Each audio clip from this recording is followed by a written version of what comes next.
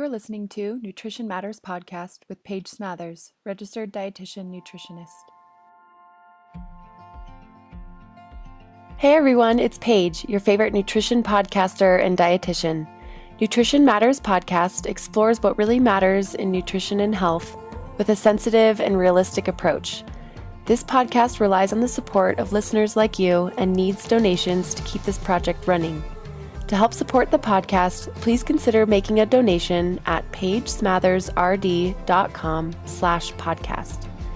If you find this episode interesting, engaging, or helpful in your life, please consider donating, sharing with friends and family, and leaving a review on iTunes. You can leave a review about this podcast straight from your podcast app. Search Nutrition Matters Podcast, click Reviews, and then write a review. You can also find me on Instagram and Facebook at Paige Smathers RD if you'd like to have a little more food for thought. Thank you for listening. Hey everyone, welcome back to Nutrition Matters Podcast. My name is Paige Smathers and I'm your host, and I'm just so grateful that you're here to join me for this conversation today.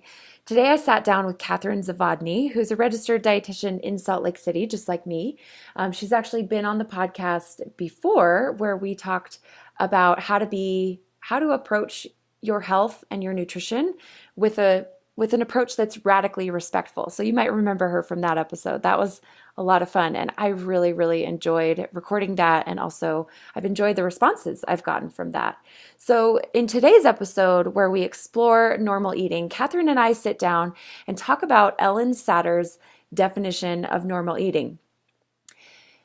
This conversation, I feel, is one of these episodes in the podcast where I'm really hoping that this can be a resource that you will be able to share with people in your life who maybe have questions about what you're doing or why aren't you dieting? They're wondering, why are you, if you're trying to be healthy, why are you eating X, Y, and Z? If you're getting those types of questions in your life, or if you have people who just kind of don't seem to understand why you're approaching your health the way you are, this episode might be one that is really helpful in kind of helping others understand your approach. I'm also hoping that this can be a helpful resource to anybody who's looking for, an alternative to dieting. How do you recover from chronic dieting? What do you do instead? What does normalized eating actually look like? In this episode with Catherine, we're really trying to explore those questions, and I personally think we did a really fantastic job doing it.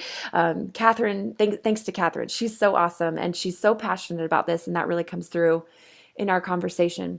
So before we get into that, I always like to make sure that all of my listeners know about some resources available to you.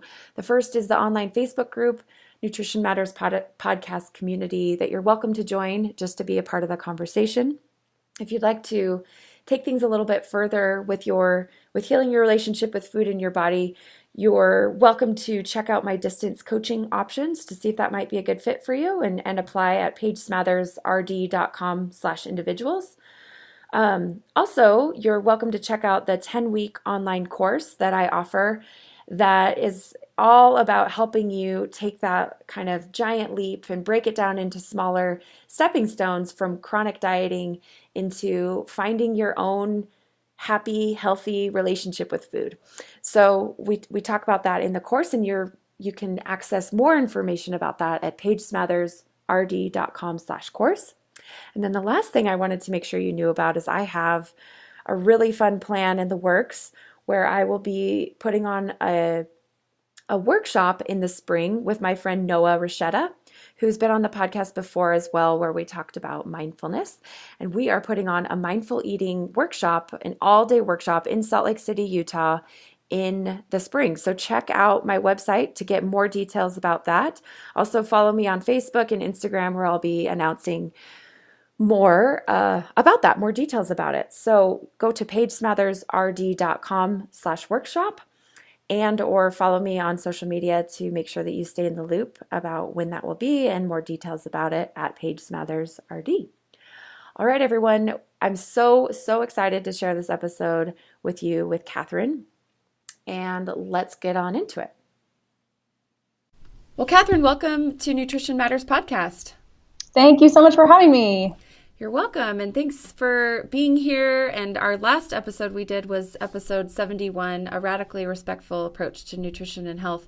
And that episode has been downloaded a lot, like more than many other episodes. So I think, great. Yeah, it was a popular episode, and I got a lot of really great feedback about it. So as any of you who have listened to that episode know, Catherine and I are friends in real life and colleagues in real life, and we talk a lot about similar topics that we talk about on the podcast. And so when I saw that I had sort of an opening for, Catherine and I had talked that we wanted to get together and talk about eating competence and normal eating and Ellen Satter's wonderful definitions of those words.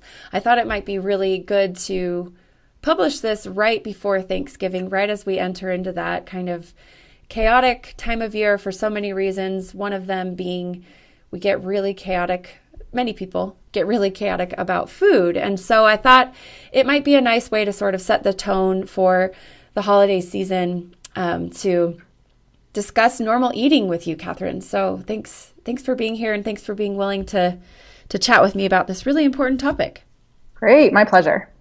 Let's start with you and talk about why you in particular are drawn to these ideas. What just resonates for you about it? Well, I'll tell you this. When we spoke before on our previous episode, this actually came up, and I think you even said, oh, that sounds like a great topic for a future podcast episode. And the way that it came up then, I believe, was when people talk about the difference between, quote, healthy eating and, quote, intuitive eating, as if those things are necessarily opposed to each other. People have this impression that if we start trying to eat intuitively, then healthy eating sort of goes out the window. And one of my favorite things to talk about with people is that my belief is that once we start to get better tuned in with our body, and start really kind of honoring the cues and signals that it sends us in terms of our hunger and our appetite, that we actually start eating in a way that better meets our body's needs. One might use the term healthy to describe, a diet that really meets our needs well. And so my opinion is that when we're eating intuitively or eating more responsively to the cues and signals that our body sends us, when normal eating is kind of another term for that, or competent eating, well, I'm sure explore all of those terms today, that it actually ends up being better suited for meeting our body's varied needs from day to day. So I kind of like to think of it that way. Love it. Yeah, that's a really important point. And I would just add what really appeals to me about this is, we're so used to pursuing some quote unquote ideal way of eating, or some like perfect, I guess is a word that a lot of people sometimes use when describing what they're aiming for with their nutrition. And I think what I love about this approach is that really what I'm trying to do with my clients is I'm trying to help get their eating to a kind of like normal, functional, reasonable status, and we're not aiming for perfection with eating, because it doesn't really exist, and we can't even define it. We have no way to even, judge food or judge a way of eating as whether it's perfect or not. So it's not a reasonable goal to try to go there. So what I love about this term is, or this idea of normal eating, is that's really the goal. We're trying to become more normalized with our eating, and normalize those behaviors around food and nutrition and body and our bodies. And so I think sometimes when we adjust our goals from being the perfect eater to being a normal functional eater, I just think that it leads to so much more peace. And like you mentioned, to tie in what you said, it leads to actually a lot of times more nutritious and balanced eating too.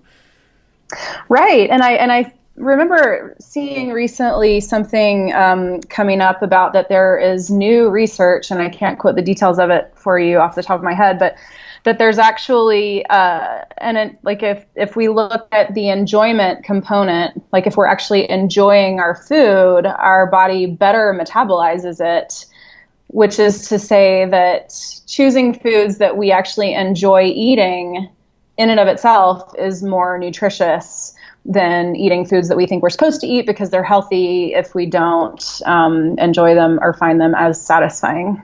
Yeah, that's really interesting, and I can see how that would be true. I haven't seen that. If you find that, send it to me. I will. I don't want to quote any details right here because I'll get it wrong, but that's okay. But yeah, maybe we can follow up on that. Send that out to some of your listeners. Great. Cool. I'll make a note. Okay, awesome. So let's start off with just, if someone's new to the podcast, they don't know who Ellen Satter is, let's just kind of really quickly talk about her and what she does and kind of set the stage for this conversation. Do you want to tackle that? Sure. Yeah. So Ellen Satter is a dietitian and also a therapist. She's got degrees in both, and she is one of the pioneers of a particular framework of childhood feeding that she calls the division of responsibility. And I'll go into that in just a minute. But so she talks about a lot about kid feeding, but then she also talks about adult eating and sort of what the goal is for how we raise our kids in terms of eating. The goal is to raise them into what she calls competent eaters. So she has this definition of normal eating that we'll read in a minute, I expect. But that's kind of what competent eating looks like for her. But real quickly, just to give the background for that, the division of responsibility that she talks about is how when we're feeding our children, the adult has jobs and the child has jobs. The adult's jobs are to decide when we're eating, where we're eating, and what is being offered. And the child's jobs are to decide whether he's going to eat something and how much of it he's going to eat. And her theory, and I'm a believer in this theory, is that if adults stick to the adult jobs and kids are allowed to stick to their own jobs and do their own jobs, then the feeding relationship can proceed smoothly and kids can experience their natural drive to grow and develop into, again, what she calls competent eaters. So there are lots of things about that are a little countercultural, and I know that's not exactly what we're talking about today, but right. I think it's just important to connect the listeners to the previous conversations I've had on this podcast about Ellen Satter's work. So Episode 65 is called Raising Intuitive Eaters. And then we did a part 2 to that. That is episode 74. That's part 2, Raising Intuitive Eaters. And so we dive into the division of responsibility in depth in those episodes. So if Catherine's little blurb about Ellen Satter has piqued some interest, or if you're a parent and you're wondering how to apply some of the things you learn in the podcast to the feeding relationship with your child or children, check out those episodes, because my guest Anna was awesome, and that's actually a friend of yours too. So it is fun. Anna's wonderful. We love her. She is. Okay, so that's the context, and I think an important word about this whole idea that I want to say is I really believe that words matter, and I think what we're constantly trying to do as people who don't subscribe to the dieting mentality, we're kind of trying to encapsulate things into words that are meaningful, but that don't have diety sort of connotations.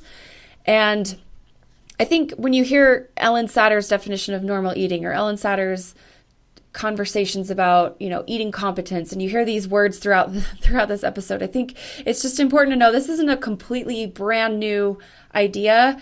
It's more of a framework and in language that is appropriate, and from a perspective that just is fundamentally not interested in dieting and manipulating bodies. Is that fair to say, do you think?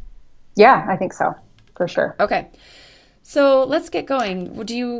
Let's start with normal eating. And just to set the stage for the listeners too, I wanted to have this conversation right before Thanksgiving, if you're in the United States. but also just before the craziness of the holiday season, because we get so chaotic around food, and everyone talks about it, and people talk about, lots of diety type conversations tend to kind of come up this time of year.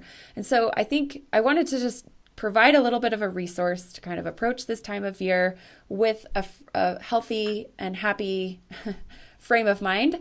So normal eating is what I think we can kind of boil a lot of that down to. So let's read her definition, and then let's talk about it. Do you want to read it, Catherine? Sure. Yep. Go for it. Okay, here goes. So, according to Ellen Satter, normal eating is going to the table hungry and eating until you are satisfied. It is being able to choose food you like and eat it and truly get enough of it, not just stop eating because you think you should. Normal eating is being able to give some thought to your food selection so you get nutritious food, but not being so wary and restrictive that you miss out on enjoyable food. Normal eating is giving yourself permission to eat sometimes because you're happy, sad, or bored, or just because it feels good. Normal eating is mostly 3 meals a day, or 4, or 5, or it can be choosing to munch along the way. It is leaving some cookies on the plate because you know you can have some again tomorrow, or it is eating more now because they taste so wonderful. Normal eating is overeating at times, feeling stuffed and uncomfortable, and it can be undereating at times and wishing you had more. Normal eating is trusting your body to make up for your mistakes in eating. Normal eating takes up some of your time and attention, but it keeps its place as only one important area of your life.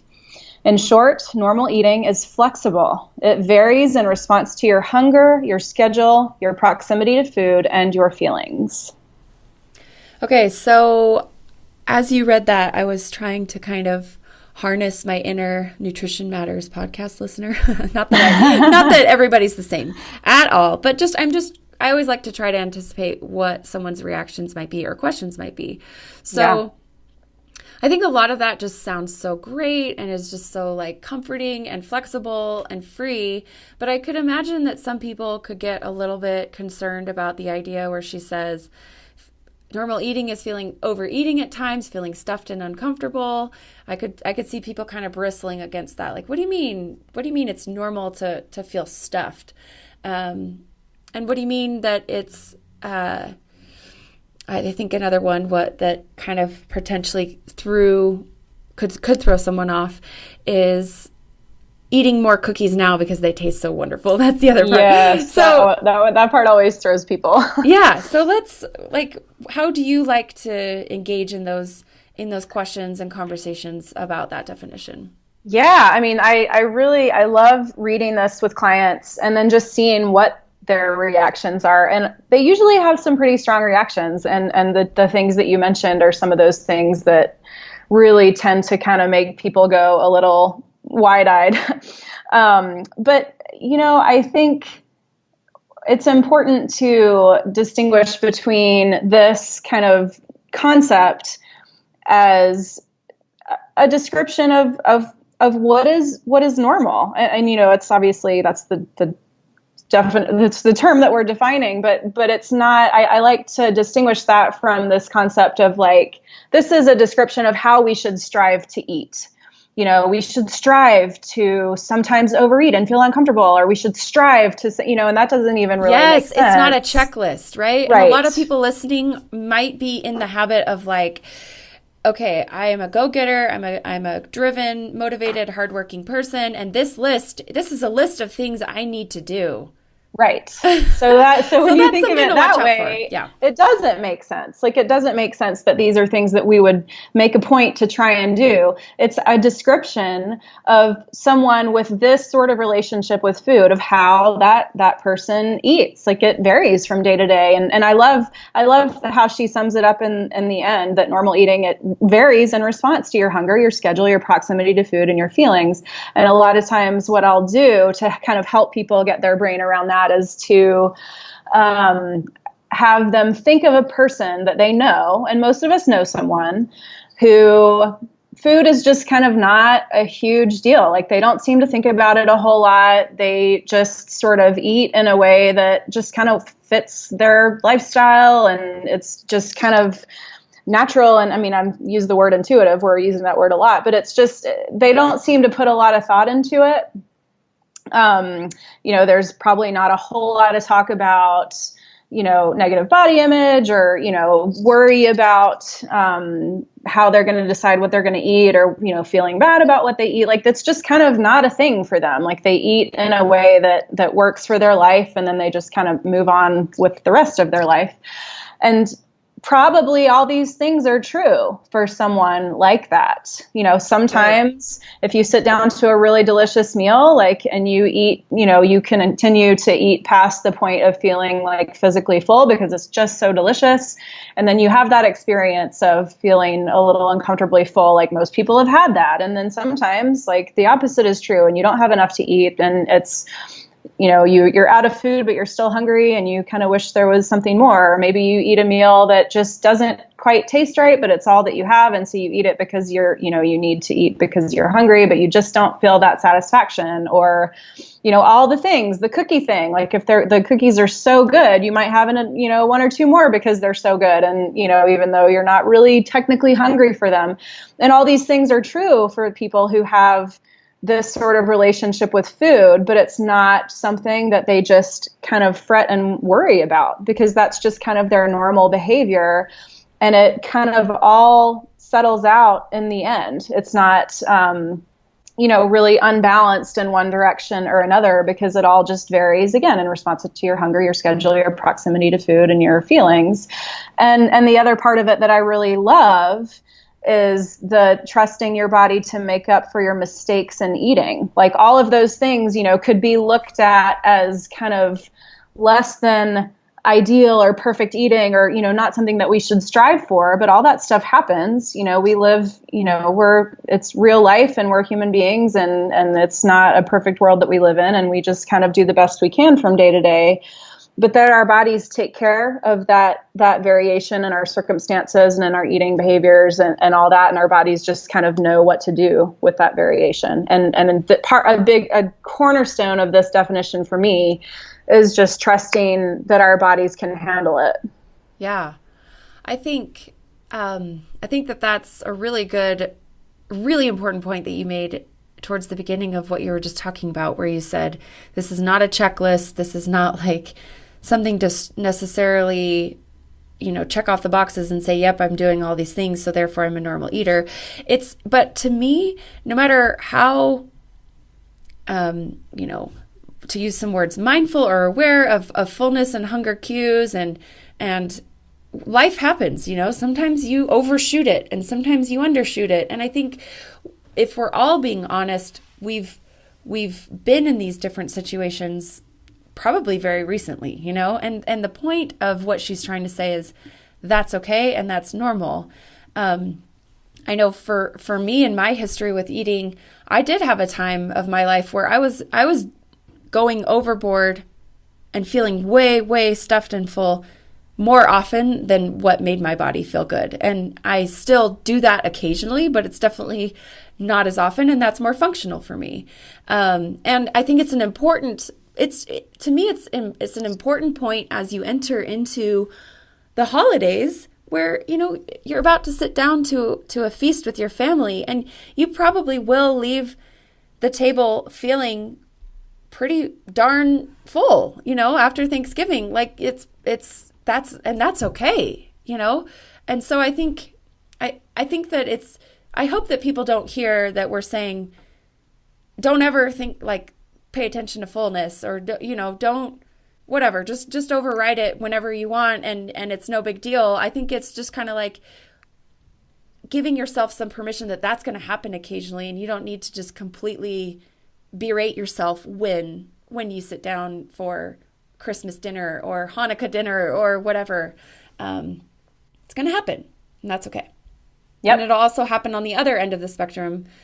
And I know I've been there too, where it's like, I just ate, but I'm still hungry, or that wasn't satisfying, or whatever. That's part of life too. And we get really chaotic with our eating when we're trying to always hit the mark perfectly. Again, that's our perfection with eating can show up and can resurface in pursuit of intuitive eating or honor, hunger, and fullness cues that can resurface. That perfectionism can resurface in that area too. Right, absolutely. And I think when we're constantly evaluating, like at every eating occasion, if we're constantly evaluating how we have perceived ourselves to have fallen short of whatever ideal we've kind of crafted for ourselves in terms of how we want to be eating or think we should be eating, then that really undermines our ability to trust ourselves and to trust our bodies, which can really kind of impact our ability to relax and kind of enjoy, like you said, a functional relationship with food. And to enjoy it. Absolutely. And that's a big, huge part of eating is that connection you feel with the food, with the people around you, with yourself. And too much obsession about, hunger and fullness or any of these other things we can get kind of caught up on, dieting, whatever, can take away from that. And like you said, could potentially impact the way you digest the food, which is, it's crazy. It's, I've definitely seen people who struggle with a lot of anxiety around food who, when we kind of work on that, actually don't experience the same symptoms after eating that they did previously. So that's an important thing to consider. And I think that also speaks to, the one I'm sure have you heard of the Milkshake Study? That's not sounding People familiar. talk about that. Okay, so people talk about the Milkshake Study. It was done several years ago, and I can sort of vaguely comment on this. Again, I don't have the exact perfect details, but it talks about how we perceive a food to be either, quote, indulgent or really satisfying versus kind of like a diet or healthy food, that it actually impacts our level of satisfaction with it.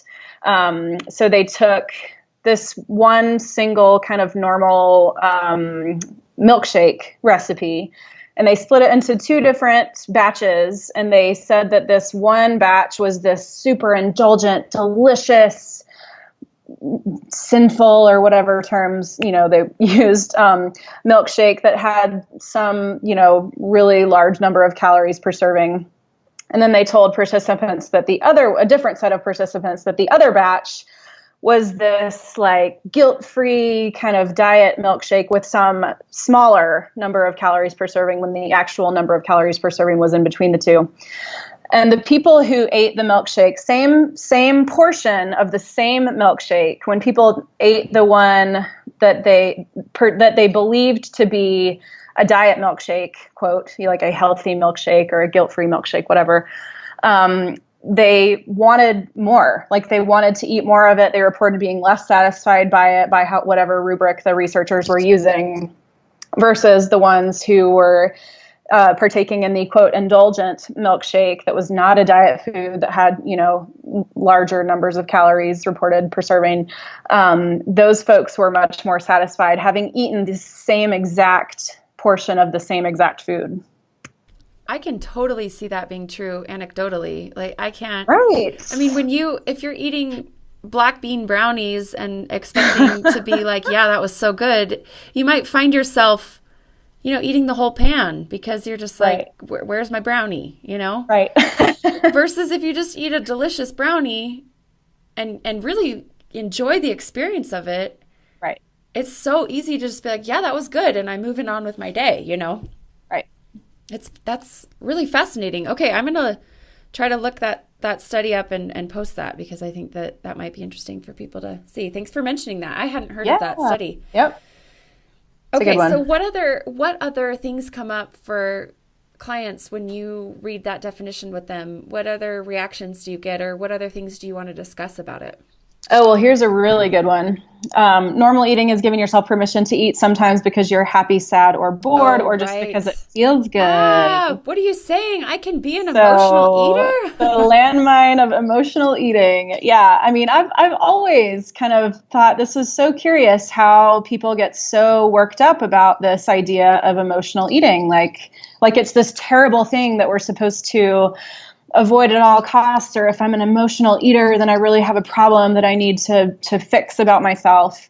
Gosh, isn't that just part of life? Like, I mean, we're talking about Thanksgiving, right? Like, do we not have permission to eat differently on Thanksgiving because it's Thanksgiving and because we're all gathered together and it's this whole different thing? It's not like our bodies are naturally hungrier on Thanksgiving Day, like, or at a birthday party. Like, who doesn't go and feel permission to enjoy a piece of cake and some ice cream at a birthday party because they're celebrating? Like, I think that that's something to, and by the same token, and I guess this one is a little more kind of controversial for people, giving yourself permission to eat sometimes because you're sad or bored, that's another thing that we do. It's kind of part of the normal spectrum of day-to-day life. And, it's unrealistic and unreasonable, I think, to expect us as human beings to not have our eating be impacted by anything except how hungry we are.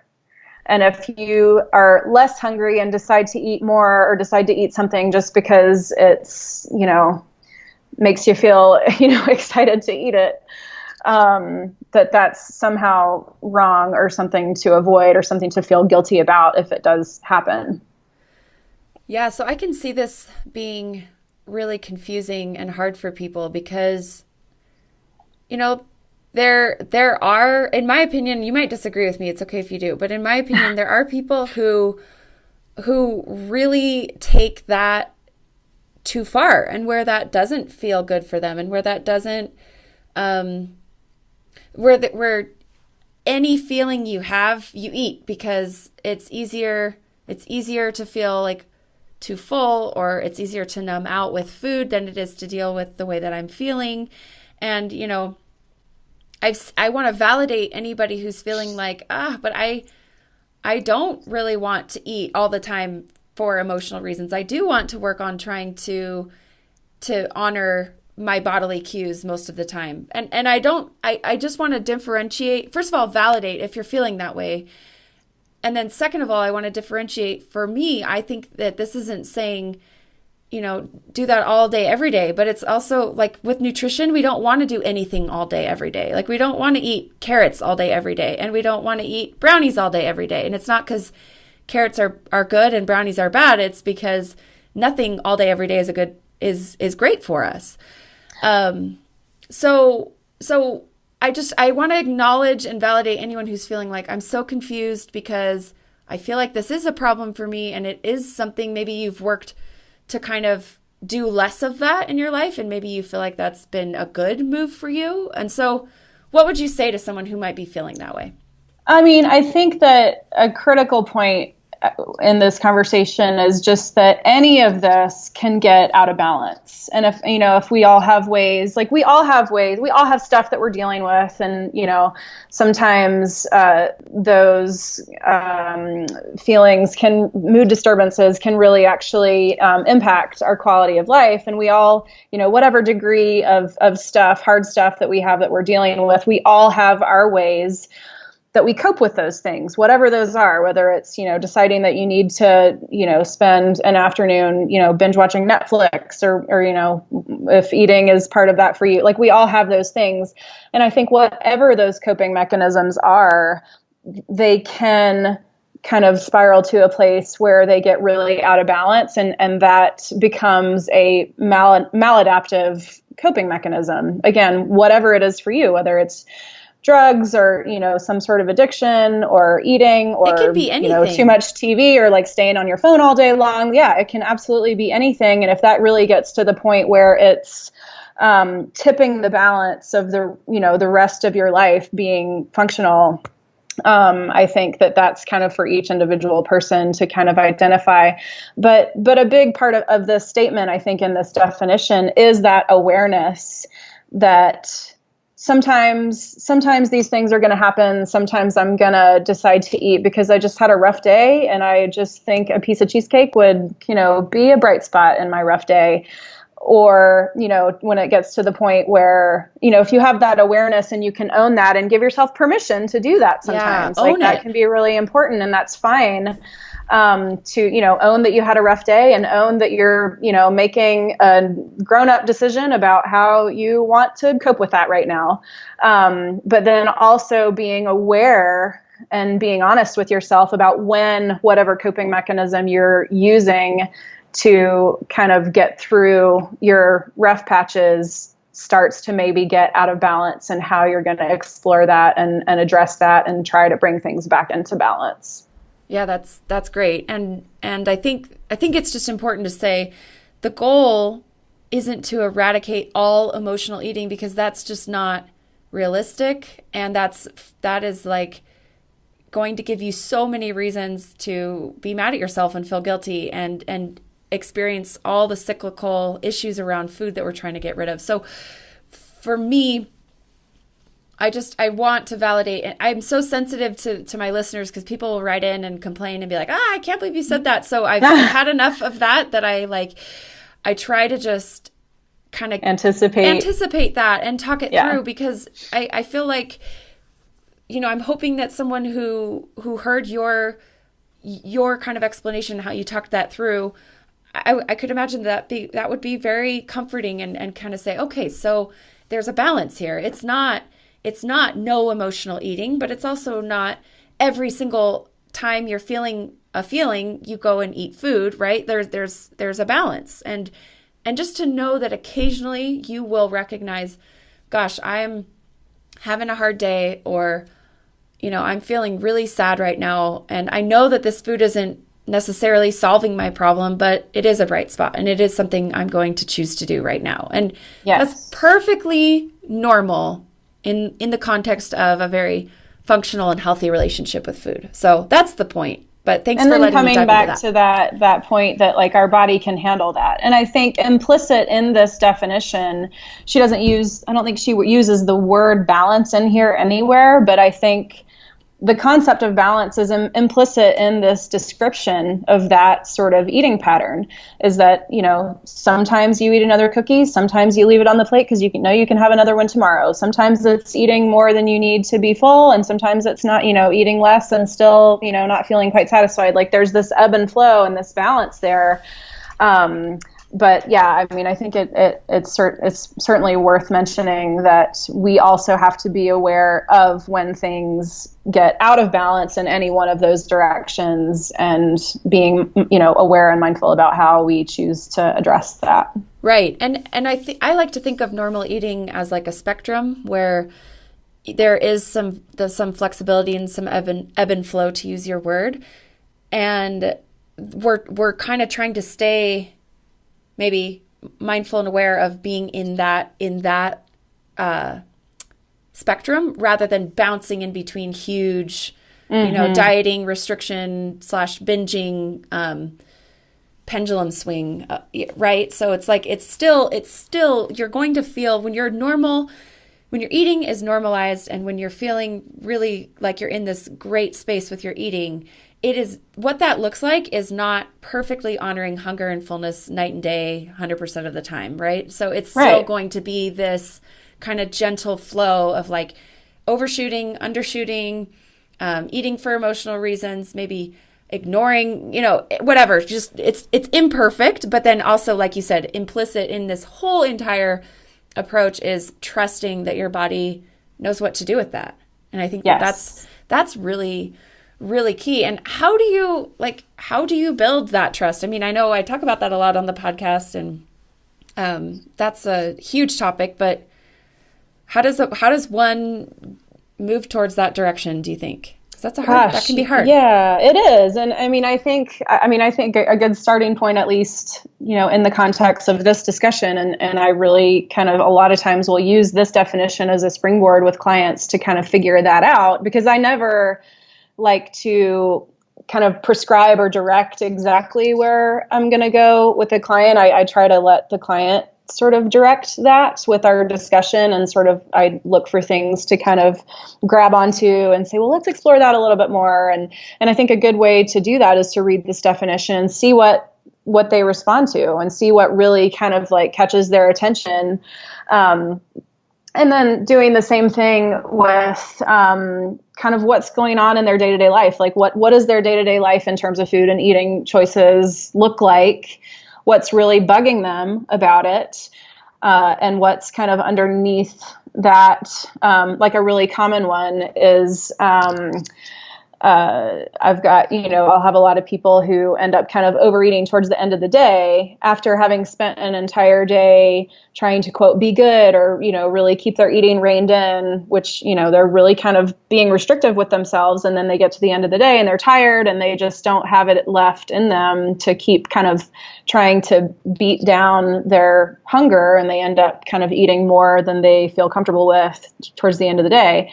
So I think a lot of it starts with, earlier in the day, trying to really consider and being more mindful of, what does my body need right now? Like, what can I provide for my body right now? And I feel like that sort of conversation, like before things kind of start to feel more chaotic for people, to really kind of considering what are my needs right now. And that, I think, can help really foster that trust relationship, or starting to repair some of that trust that people can have with their bodies, that I think most of us start out having with our bodies, as very young people, and that gets kind of lost along the way as we, move towards adulthood. But just those little things, like in the context of your day and in the context of kind of what's bothering you about your eating, what little thing can we focus on that would be an opportunity for you to start to reestablish that trust with your body? And some people, find scripts for that helpful, if it's just not a way that they're used to thinking about food in their bodies. But sometimes, there are different parts of this definition that can be helpful as, informing writing a script for people to use, or like a little mantra that can help people just kind of reframe the way that they think about their bodies and their eating, to try and kind of move in that direction. Love it. And what comes up for me with the idea of building trust is, I think it's very difficult to do that when there's a lot of judgment and yelling at yourself and questioning and kind of engaging in a lot of that judgmental type talking, self-talk. So perhaps just trying to approach all of this with a sense of curiosity and kind of trying to be really non-judgmental and almost like experimental about it, where you're saying, okay, if I just kind of try this tonight with the way that I approach this meal or this situation, what happens? Like, what can I trust? Like, here's an example. If I felt like Thanksgiving, I just really enjoyed my dinner and I ate a bunch of food and it was so great, and I ate, to the point of feeling like more full than I normally do. Take a very curious and non-judgmental look at, like, what happens the next day? Like, how do you feel when you wake up? How do you feel the whole entire rest of the day? And this is something you have to be careful with, because your dieting mind might tell you, like, oh, totally don't eat as much the next day, or make up for it, or whatever. And if you can do this without that voice taking over, if you can just really look at, like, what kinds of cues do I get after a day like that? You'll notice things. And I don't even want to tell you what you'll notice. You'll notice that, wow, my body really is wise. And so I think just that attitude of being really non-judgmental and experimenting with what works for you, I think is a really good way to build that trust, because you'll notice that it's really, really wise. But it that dieting voice and that stuff that you've picked up throughout the years of, that self-talk that's kind of probably running over and over in your head, it does not build trust. It's telling you, look to the guru for the answers. You're clueless, you're powerless. Just look to the professional or the guru or whatever. Or just anywhere outside of yourself. Yeah, outside of yourself. The answer is out there somewhere. Exactly. Out there somewhere, and I need to go find it, versus I think building trust is saying, it is knowing that the answers are there. You just have to figure it out, and you're going to do way better at figuring that out with a sense of, like, excitement and curiosity and non-judgmental kind of approach.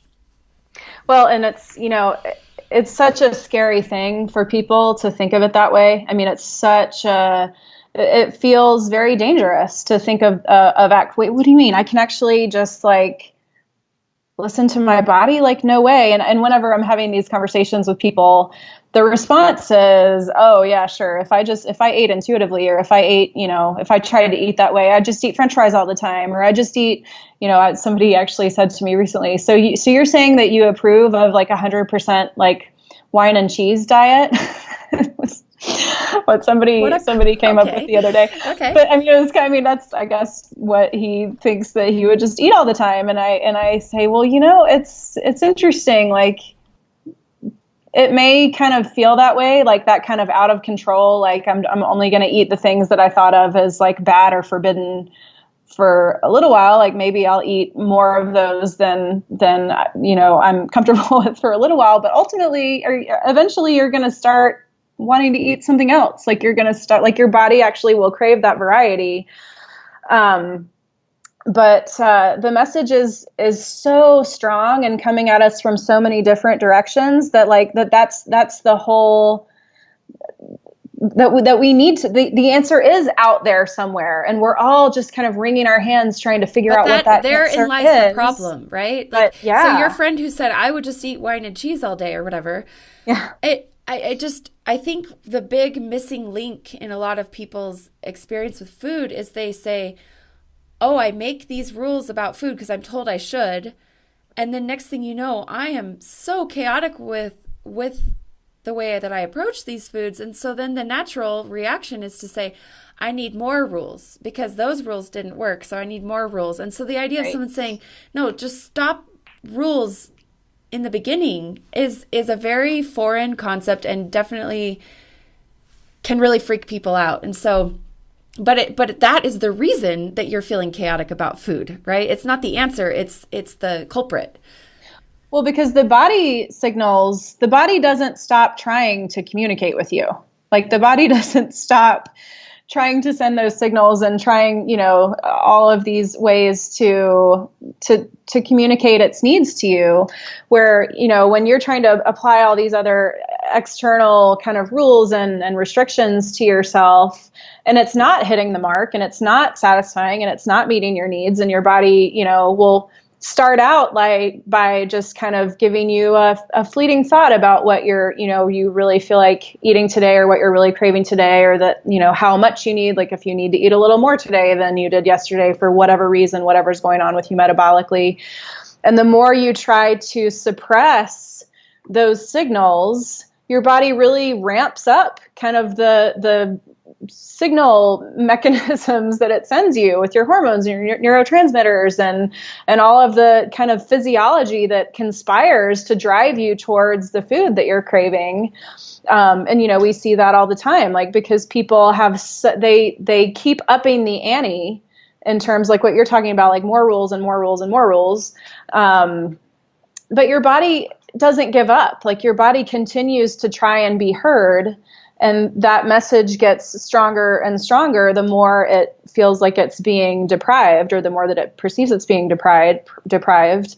And then, like you said, that just increases the level of chaos around it, because we do have this other being, this body, this, beautiful, elegant physiological system that really is just trying to keep us alive and thriving. And when we try to take that out of the equation because it feels dangerous to trust those signals, then it just kind of spirals from there.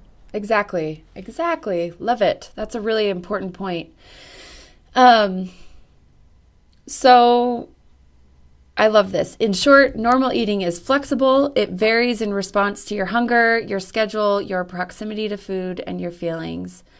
And like you mentioned earlier, I just want to highlight this again. Like if any one of those wins out too often, if you're too rigid about hunger and fullness, or too obsessed with your schedule that you don't take some time to eat, or if you're too out of balance with feelings and how that interacts with your food, whatever, life won't function as well as it could if it were otherwise in better balance. So what the goal, I love this. It's not to check these things off the list and say, yep, I overate today, and yep, I underate yesterday, and yep, I'm totally doing this whole normal thing perfectly. It's to give yourself permission to have some imperfections along the way, which actually is in the end the way it's supposed to be. And also, let me ask you what you think about this. Do you think normal eating can look different for different people? I mean, that might be a stupid question, but let's hear your thoughts. Oh, for sure. I mean, I think that our bodies alone are so different in their needs and their wants and their, our preferences, our food preferences. I mean, I talk to people a lot about food temperament. And we talk about this a lot with kids, but it's so true for adults too. Like, you've got some people who, like, if they don't eat every 4 hours, you're going to know about it because they're super cranky and they can't focus and they just can't function if they're not getting really regular meals. And then you've got other people who might forget to eat all day. And so you've got your first category of people who, like, if they're going to have a functional kind of day-to-day life, they're going to make sure that they have an opportunity to eat every few hours. They're going to make sure that they build that into their daily routine. And whereas, for the second group of people, it might work just as well to just go for most of the day without really eating a real meal and then having a real meal at the end of the day. And I mean, it's not for me to say, plenty of people would say, oh no, that's terrible. Like, breakfast is the most important meal of the day. Like, you need to be eating every so often and all that. And, theoretically that sounds fine, but if it's working just fine for a person to honor his or her food temperament that might allow him to just not really think about food for most of the day, then that's just as valid as this other person. And, we see that in kids too. Like, a lot of times kids, and what's really hard is, when you've got parents who have an eating temperament that allows them to kind of forget about food and go for however long without eating too much.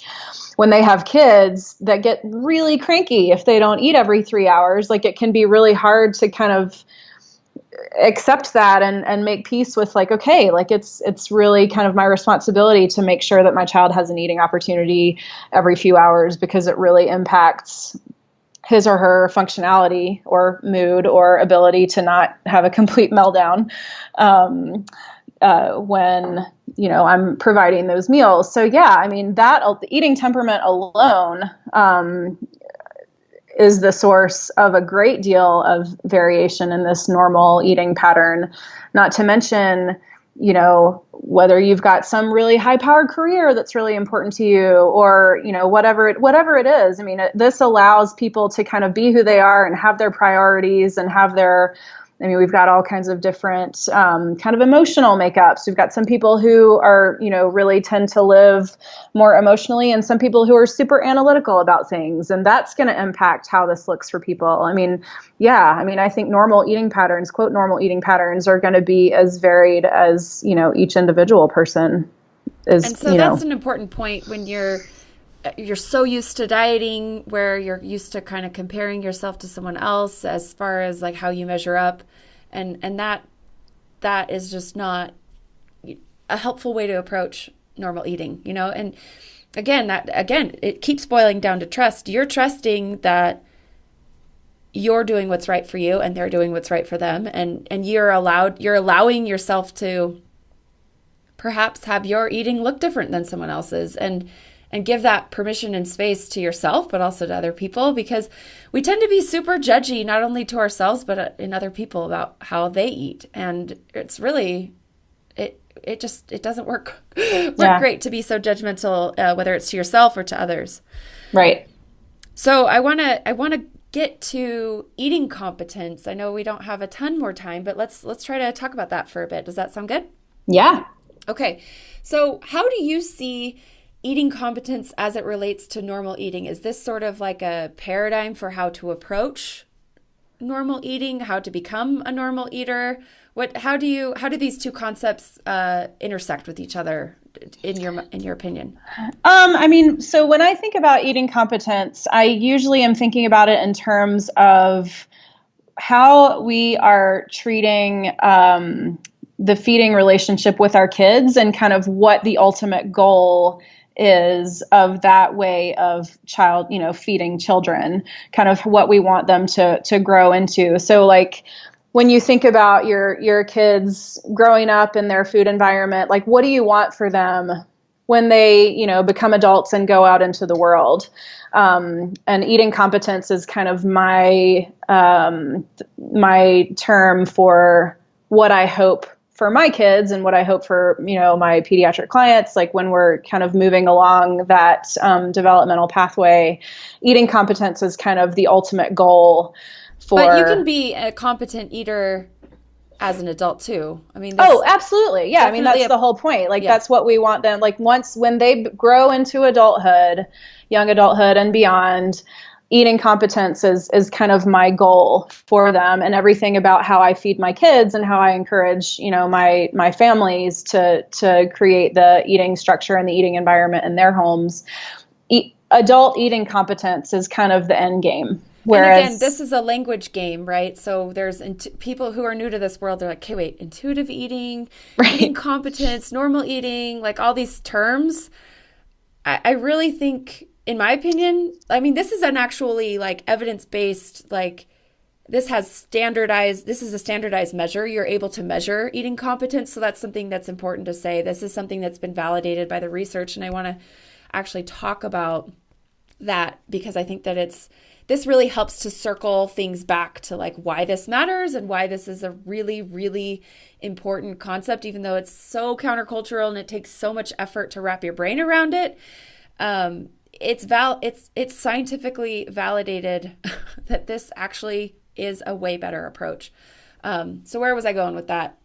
Just basically saying language matters, but I think we're kind of talking about similar things when we're talking about eating competence as we were when we talked about normal eating, and as we are talking when we talk about honoring your body with intuitive eating or whatever other terms we use. We're kind of talking about the same thing. Is that fair to say? Yeah, I think so. I just don't want to confuse people. Well, right. And if people are kind of overwhelmed by all of the terminology, like I'm not sure, I guess you could make an effort to draw some distinction between eating competence and intuitive eating, but it's kind of splitting hairs at that point. And I feel like for the average person, right, like those concepts are very much related and very much, maybe more appropriate for like a professional to talk back and forth about what's the difference. But maybe like for the average person, it's just for our intents and purposes here, it's all... But they're pretty much interchangeable. Yeah, I think. There you go. Yeah. Okay, so will you read Ellen Satter's definition of eating competence? Yes, it is. Eating competence is being positive, comfortable, and flexible with eating, as well as matter of fact and reliable about getting enough to eat of enjoyable and nourishing food.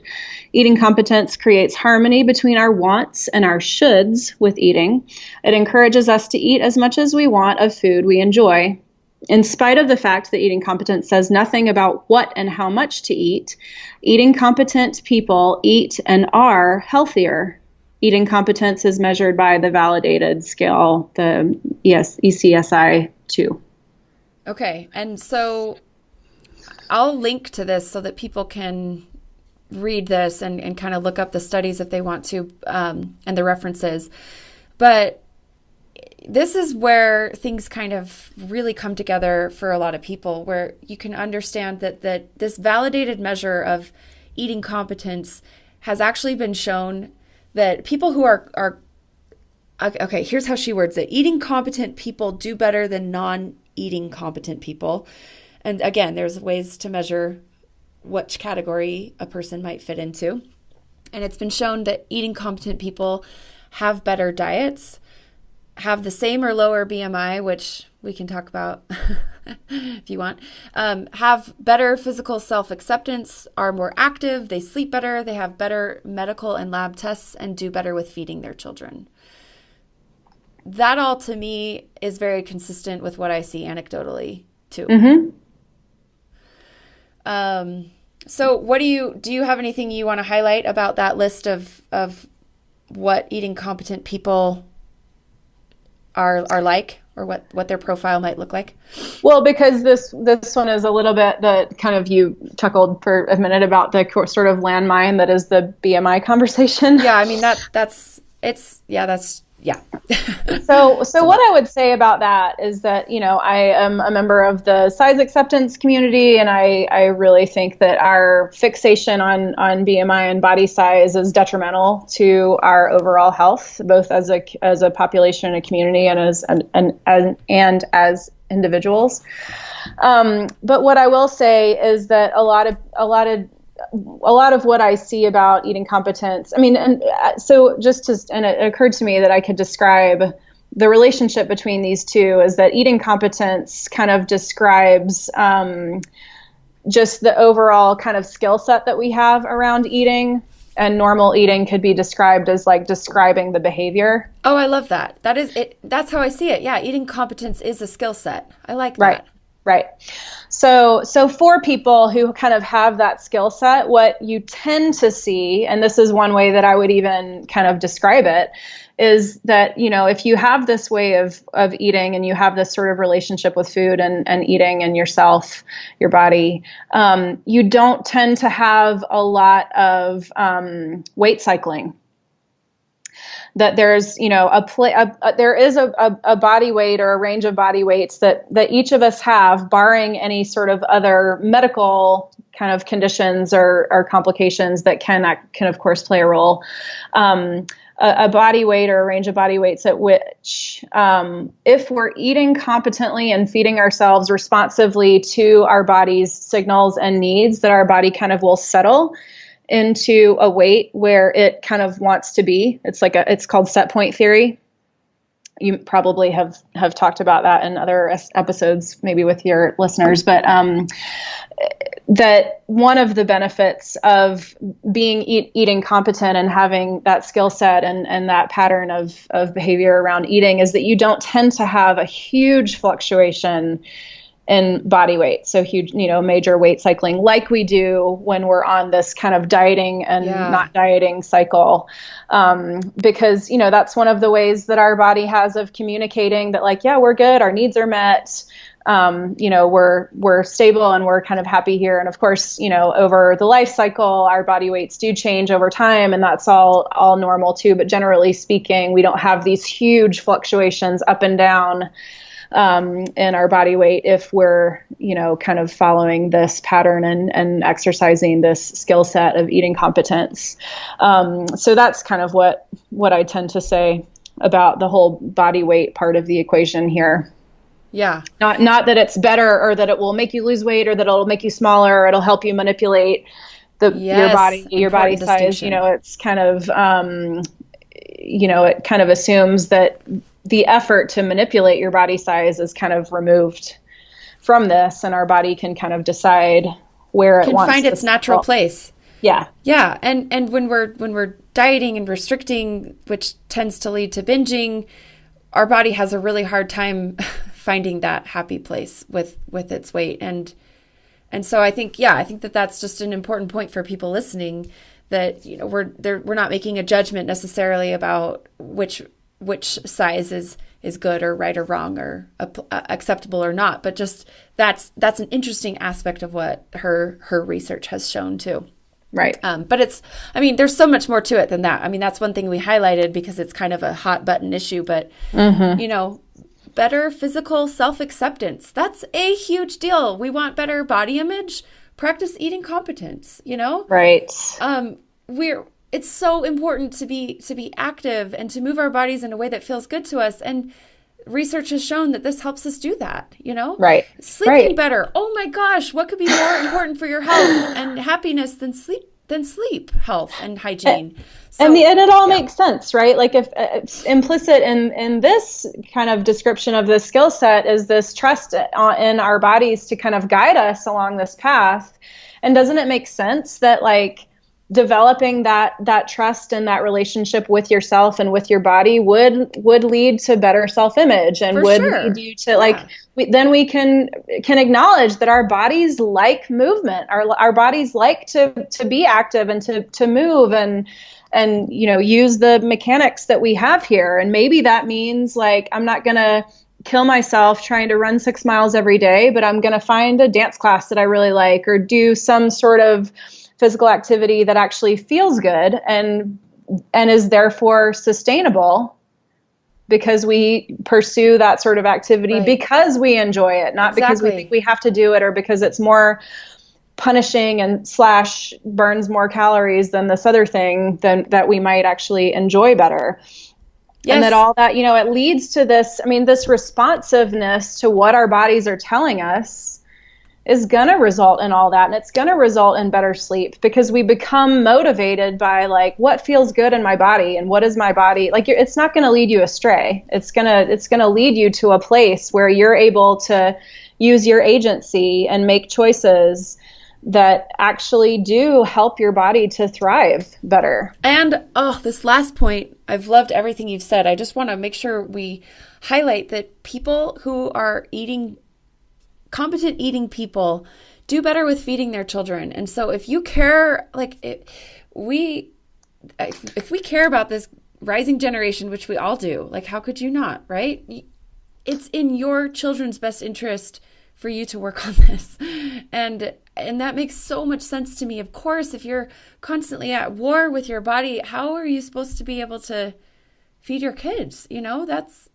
That's such a challenge. If your kids are seeing you eat something totally different from them, that sends so many messages. If you're feeling better about yourself and engaging in habits that are healthy and good for you, your children will pick up on that, and they'll be able to then in turn practice this themselves. And so I think that that's a really, your children or people's children in your life, right? Whether you're a teacher or an aunt or an uncle, you're important to a child for sure. And you're doing them a huge service by working on this. Absolutely. So important. Okay. So let's quickly talk about the 4 parts of eating competence. So I'll read the first and then you read the second. We'll just go every other one. So the first part of eating competence is ask the question, do you feel good about food and about eating and feel good about feeling good? Love that. Yeah. Oh, yeah. That's like deep. We could like spend a whole podcast about that. I love that. Feel good about feeling good. Yeah, for sure. And then, do you like a variety of food and enjoy learning to like new food? And then the third one is, do you trust yourself to eat enough for you? And number 4, do you take time to eat, to have regular meals and snacks and pay attention when you eat? That's a big one. That's a big one for me. I know regular meals and snacks really help me do my best in my day. Absolutely. Yeah, planned regular meals and snacks is a good one. And again, that comes down to a lot of the stuff we've talked about previously with the division of responsibility. That's a big part of that too. And we've also connected that you can kind of practice that on yourself, even though you're an adult. The division of responsibility is made for parents and children, but you can also kind of think about it in terms of how you parent yourself with your relationship with food. Yeah. I talk about that with my adult clients all the time. I love that. Yeah, it's a big one. And I know I'm kind of rushing. I need to let you go. So do you want to go through this last section, or should we just kind of finish it there, kind of summarize? Maybe we should just summarize. Yeah, I think that's fine. Okay. So what do you hope people get from this episode? I think, honestly, I feel like this episode is going to be a really great resource for people to share with family and friends to kind of help them understand, why they might be pursuing a non-diet approach to health and wellness, and why they're looking at body positivity or intuitive eating or not dieting, whatever you want to call it, as sort of a paradigm in their life. I think when we connect it to what the research shows, and that's really compelling stuff in there. So I'm grateful for everything you've been able to share with us today, but what would you say in terms of kind of concluding and summarizing? I guess I would hope that folks would be able to take away just a willingness to explore, a curiosity about these concepts, and maybe take just one little step away from criticism and judgment of themselves toward even if you're not in a place where you're ready to like really kind of embrace this whole lifestyle and way of approaching food.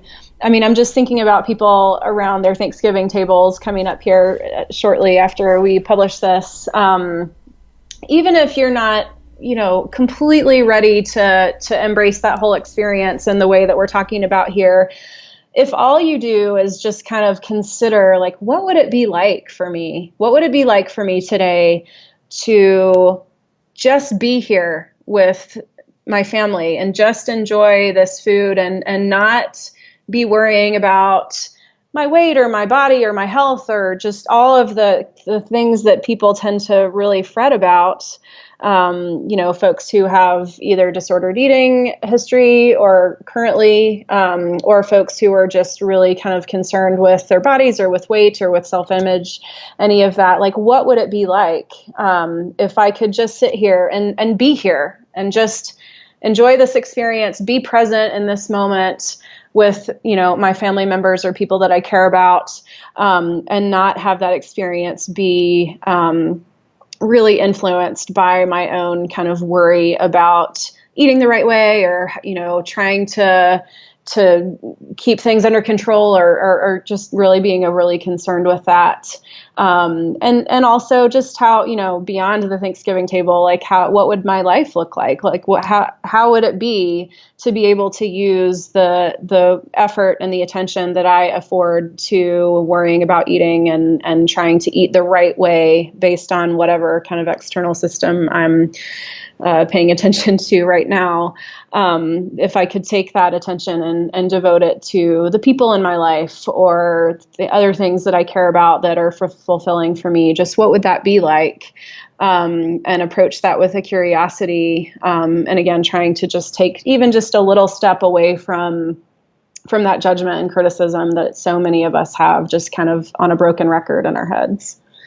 Love that. Oh, I love that question. I mean, that's such a good place to start, what would it be like if I could, sometimes just envisioning, what life could be like without all these things going on all the time with dieting and body image struggles.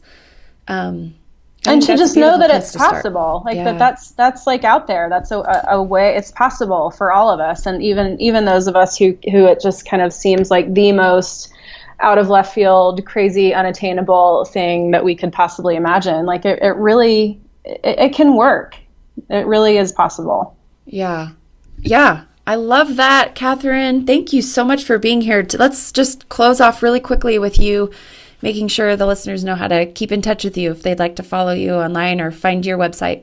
Great. Yeah. My website is KZ Nutrition for Catherine Zawodny, nutrition.com. You can find me on Facebook. My handle is facebook.com/Catherine Zawodny, RDN, KATHERINE, ZAVODNI, RDN. And you can find me on Twitter. My handle is KatZavRD, KATZAVRD. Great. Thanks so much, Catherine. This has been such an incredible conversation, and I'm really excited to release this right before Thanksgiving to hopefully help people kind of approach the holidays with a little bit of a different mindset than maybe what they're used to. Me too. Thanks so much. I really enjoyed this. Happy holidays, everyone. Well, I sincerely hope you've enjoyed this conversation. If you haven't already, please go ahead and leave a review on iTunes. Thanks again so much for listening, and we'll see you soon for another episode.